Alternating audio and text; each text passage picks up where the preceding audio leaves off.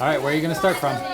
Bees typically have one goal, to reach the honey. But in a kindergarten classroom at Bear Creek Elementary, So what happened? that goal is even sweeter. We want to include our youngest students in computer science programs. They're called Bee-Bots, teaching kids the basics of coding with a few simple instructions. There's just buttons on the top of the robot that have it go forward, backward, side to side. And they will put in a code to get them from point A to point B. And then they will need to adjust the code if they find that they have made a bug in their sequence. That's one explanation. Here's another. So first you push clear, and then you set it down on which track you want, and then you put forward. Then you can turn to this side, or you can do back. So what happened when you pressed the button?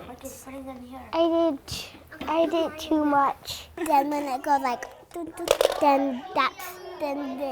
then it stops. The Bee-Bots are a brand new addition to the district's lending library. The first day we really just kind of figured them out and played, and then we started talking about what are the uses of coding and thinking about future jobs for these students. They will hopefully continue to love these types of activities so that by the time they get to middle school and high school, they will choose them as electives and be able to graduate with some real skills that can help them get into colleges and careers. These littles will eventually move up to more advanced robots and a district-wide computer science platform for elementary schoolers, preparing them for life in a world much different from the one most of us grew up in. We were talking about what technology is, and it was fascinating to me that they don't even realize how much it is a part of their life. Just thinking about those possibilities, and then what they could do with it, they're starting to get excited about it, and that's a lot of fun. Carly Olson, Central Oregon Daily News.